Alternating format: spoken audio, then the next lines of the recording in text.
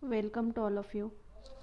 Myself, Professor S.R. Chakne, Assistant Professor of Agronomy at Sadguru College of Agriculture, Miresgaon. Today, we will discuss about the topic concept, objective, principles, and components of the watershed management. Firstly, we will discuss about the concept of the watershed management. What is mean by the watershed management? Firstly, we will discuss the definition of the watershed management. A watershed is defined as any special area from which runoff from the precipitation is collected and drained through a common point or outlet is known as the watershed. So the watershed, it is the particular area from which the runoff water from the precipitation that is collected and which is drained or removed to a common point or outlet that is known as the watershed. In other words, watershed is a geohydrological unit, the water of which flow through a common outlet. It is defined as unit of area which covers all the land which contributes runoff to a common point. It is also known as the watershed. Watershed is an geohydrological unit of water in which flow of water through a common outlet that covers all the land and which contributes the runoff water to a common point is known as the watershed. The concept of watershed, which is synonymous with a drainage basin or the catchment area. The basic unit of development is a watershed, which is manageable hydrological unit. The watershed is also known as a ridge line in UK. So the watershed is the basic development, the basic unit of development is a watershed, which is a manageable hydrological unit through which we can collect the water from the common area and which drains to a common outlet that is known as the watershed. The watershed is also known as a ridge line in United Kingdom. So in short, this is a concept of watershed and their management. So this figure shows the watershed with main and the sub drains. The watershed area that shown in the picture that is 700 hectare. In that AB line, that is the main drain, then CD is the sub drain and EF is the field drain, and from that all the area from which the runoff water which is collected to a common outlet, that is the point A. So this is the area of watershed which is shown by the picture. Then again there are certain number of principles of the watershed management. Here we have to discuss the different principles of the watershed management. So we will discuss the different types of the principles of the watershed management as one by one. So first principle of watershed management is utilizing the land based on its capability. Under the watershed management, this is the one of the important component or the important principle, that is the utilization of land that is done according to its capability, according to its fertility status. The crop selection is based on the capacity, that means the capability of the land. Then protection of the fertile top layer of the soil, that means whatever the fertility level of the top fertile layer of the soil, that can be maintained in a proper way. Due to that it doesn't impair their fertility status, and due to that the crop cultivation which is taken in the next season, that can be impaired. Then next principle is minimizing the silting up of reservoirs and the lower fertile land. Then minimization of the silting up of reservoirs, that means that is the avoiding the deposition of the soil into the water reservoir as well as lowering the fertile land, that can be minimized. Then protection of the vegetative cover throughout the year, that means on the barren land there is a important principle is that is the protection of the vegetative cover that is present on the barren land throughout the year, which is necessary in minimizing the soil loss as well as the water loss. So we have to protect the vegetative cover on the top layer of the soil throughout the year. The next principle, that is the in situ conservation of the rainwater, that means whatever the water which is received through the rainfall, that can be effectively conserved in the soil. Then the safe diversion of the surface runoff to the storage structure through the grassed waterways, that is also one of the important principle. So there is the diversion of the surface runoff, which is important in reducing the velocity of the runoff water, and through minimizing the velocity of the runoff water, the maximum water that can be stored in the soil through the grass waterways, that can be achieved. Then next principle is the stabilization of the gullies and the construction of the check dam for increasing the groundwater recharge. Then the important practice which is adopted, that is the stabilization of the gullies as well as the construction of the check dam, and due to the construction of the check dam, the maximum water that can be infiltrated into the soil, and due to that it helps to increase the groundwater recharge also. Then increasing the cropping intensity through the intercropping as well as the sequence cropping. So the increasing of the cropping intensity that can be achieved through the adoption of the taking the different crops in the intercropping system as well as the sequence cropping. Then what is the intercropping? That means the growing of two or more crop on the same piece of land in a unit area in a unit time, that means the intercropping. And the sequence cropping means growing of two or more crop in a year in a specific sequence, that is known as the sequence cropping.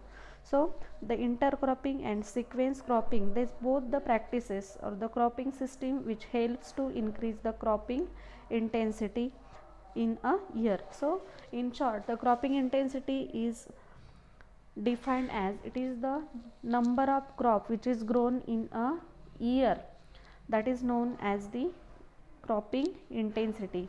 Then the alternate land use system for efficient use of the marginal land. So the alternate land use system that can be adopted for increasing the maximum return in a unit area by maximum use of the available resources but without affecting the resource base, that is known as the alternate land use system. And these alternate land use systems which can be useful for the efficient use of the marginal land as well as obtaining the high income from that land.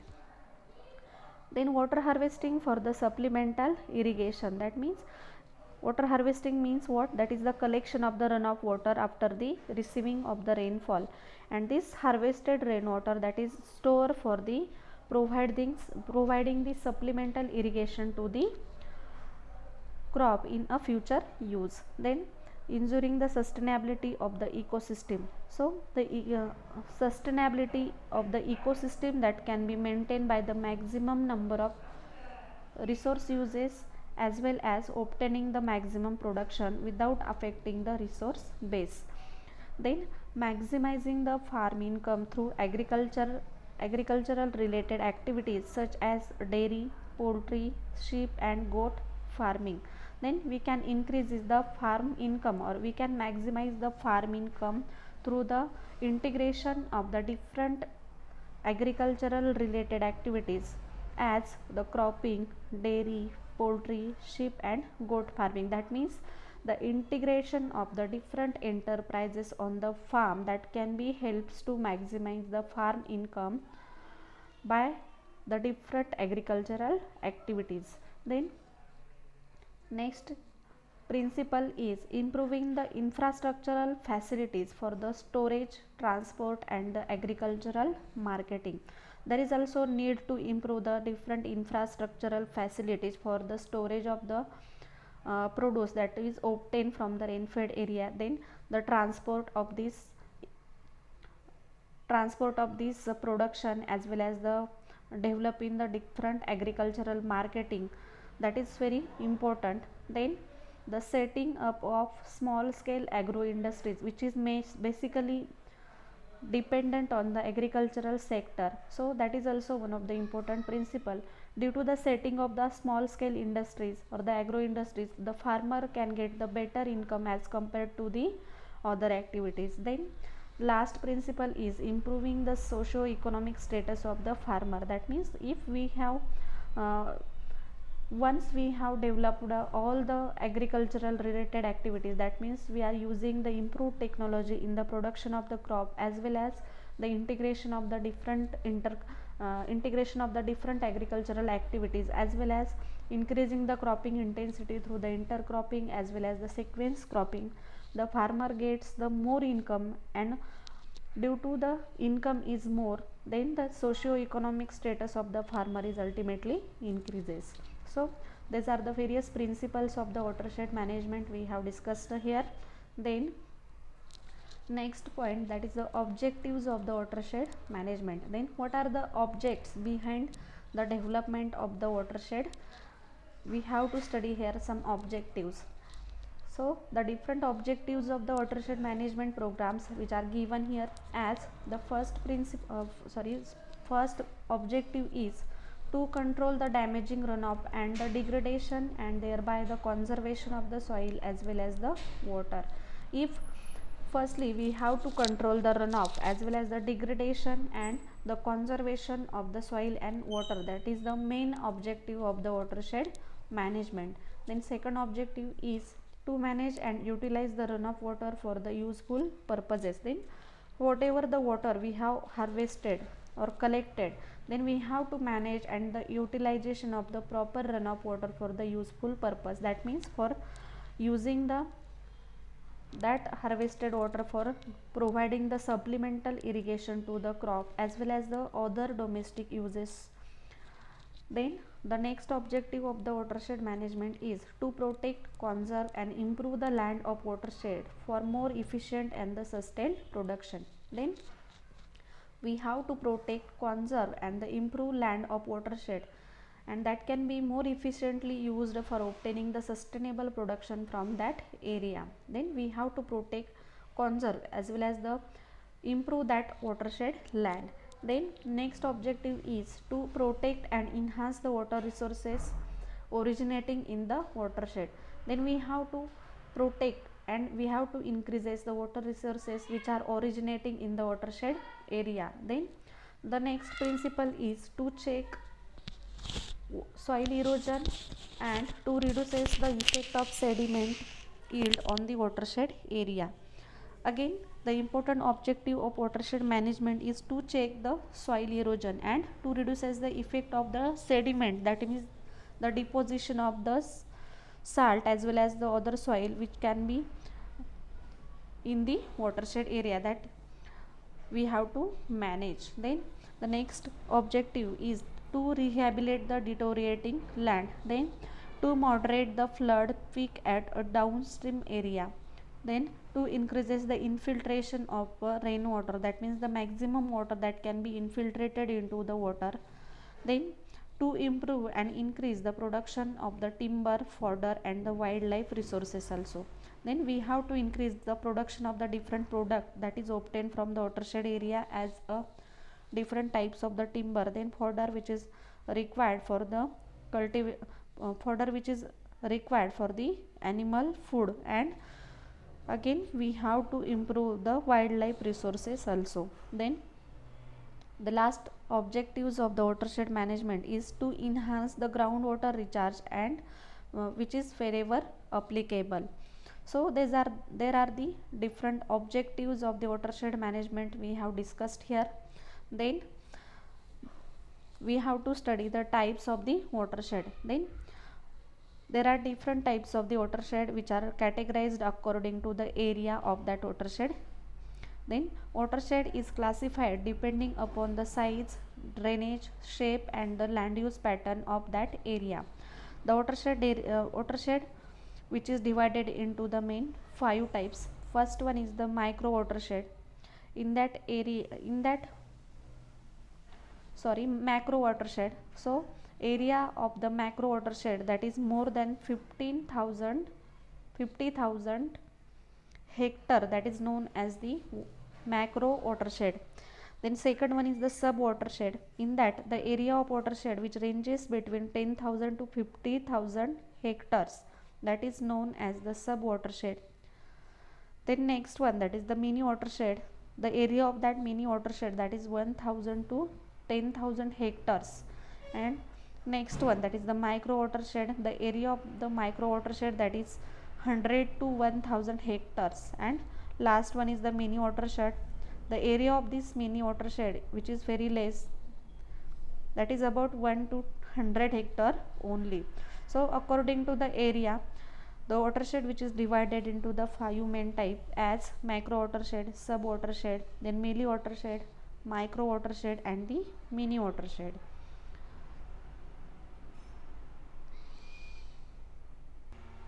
Then next point, that is the components of the watershed management program. So there are 4 main components of the watershed programs are there. First one is the soil and water conservation. Then second component, that is the water harvesting. Third one is the crop management, and fourth one is the alternate land use system. So there are the 4 main components of the watershed management program. Firstly, we have to study the soil and water conservation measures. These measures, they are combined with the water harvesting, help to improve the moisture availability in the soil profile and the surface water availability for the supplemental irrigation. Then based on the nature and the type of the hydraulic barriers and their cost, the conservation measures in the arable land that can be divided into the 3 categories, as the soil and water conservation measures are mainly divided into the 3 types.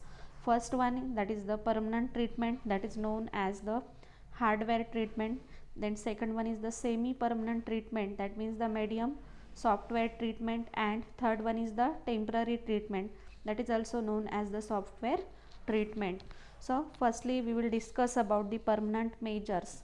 So these permanent measures are provided for improvement of the relief, physiography, and the drainage features of the watershed, that aims at controlling the soil erosion, regulating the surface runoff, and reducing the peak flow rates also.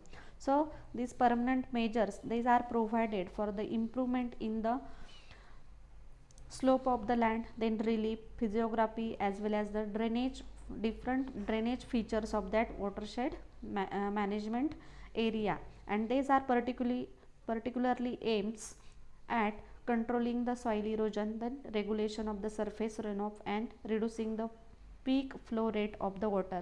Then the bunds, terraces, and the waterways are the permanent measures in the watershed management project. So under the permanent measure, there are different measures which are suggested. These are, first one is the waterways, then bunds, graded bund, and terraces. These are the permanent measures which are constructed again under the permanent measure. In that, first one is the waterways.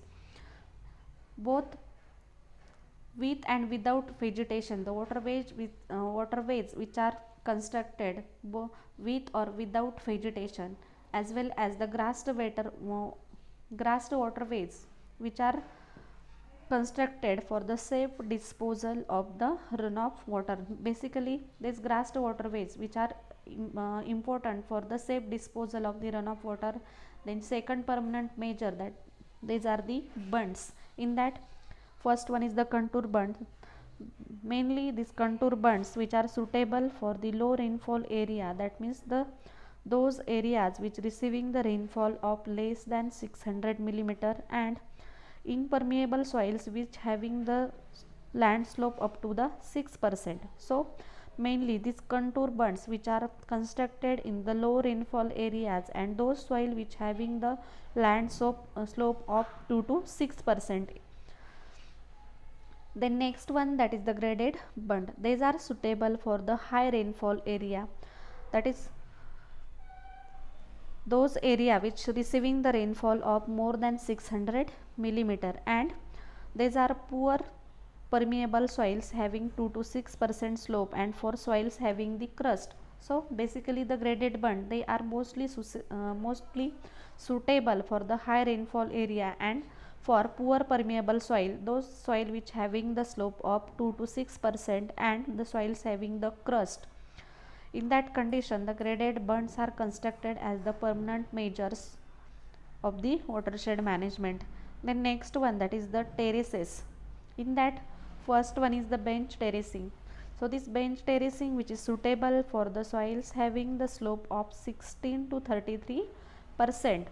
Then the bench terraces that reduces both slope length as well as the degree of the slope also. So the important objective of the construction of the bench terracing is to reduces the length of slope as well as the degree of the slope. Then at Octamont, erosion rate decreases from 39 ton per hectare to less than 1 ton per hectare on 25% sloping land by the construction of the bench terracing. So one example which is given here, that the erosion rate which is decreases from the soil erosion rate, that is decreased from 39 ton per hectare to a 1 ton per hectare on the land having the slope of 25%.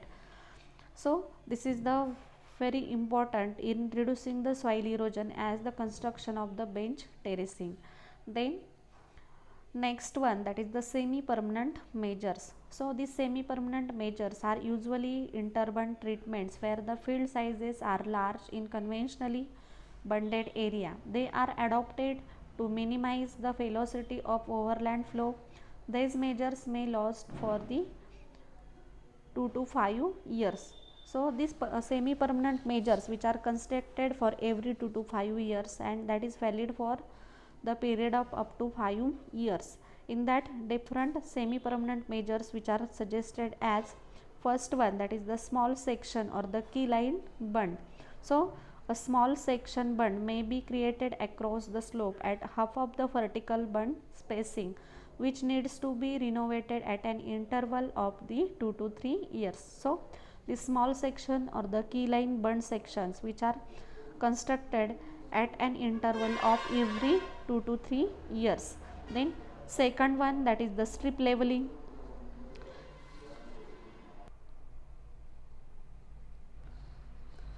So the next semi-permanent measure, that is the strip leveling, that means the leveling of about 4 to 5 meter strip of land above the bund across the major land slope help in reducing the velocity of surface flow. So this strip leveling, that is the leveling of 4 to 5 meter strip of land above the bund across the major land, which help in reducing the velocity of the surface flow. Then the strip leveling can be done by running the blade harrow at an interval of 2 to 4 years. So this strip leveling that can be done with the help of the blade harrow at an interval of 2 to 4 years. Then next one, that is the live beds. 1 or 2 live beds of 2 to 3 meter width on a contour or on grade also serve the purpose. Then the vegetation on the beds may be annual or perennial or both. Then the next semi-permanent measure, that is the vegetative or the live barriers. So 1 or 2 barrier of a close growing grasses or the legume along the bund and at a mid length of slope can filter the runoff water or the slow down the overland flow. Then under this vegetative or the live barrier, the couche grass, that is widely recommended as a vegetative barrier, and that is help in reducing the velocity of runoff water, and that can be useful for the storage or the increasing the infiltration of water into the soil. Then the next group of the measure, that is the temporary measure, which is also known as the software treatment. So these are the simple treatment for the in situ moisture conservation and needs to be remade or renovated every year. So this software treatment that can be made every year. Then the simple practices like the contour farming, then compartmental bunding, then broadbed and furrows, date furrows, then tillage and mulching. They are the different type of the temporary measures which are used as a important component of the watershed management, as these different measures which are in detail discussed in the previous lecture. Then the next one, that is the crop management. Under the crop management, the location specific package of practices for the dryland crops have been developed by the Dryland Research Center and the state agricultural universities for all the crop and the cropping systems which are included. So according to the location of the crop cultivation, the different types of the package of practices which are developed by the Dryland Research Station as well as the state agricultural universities for all the types of the crops as well as the cropping system which are included. Then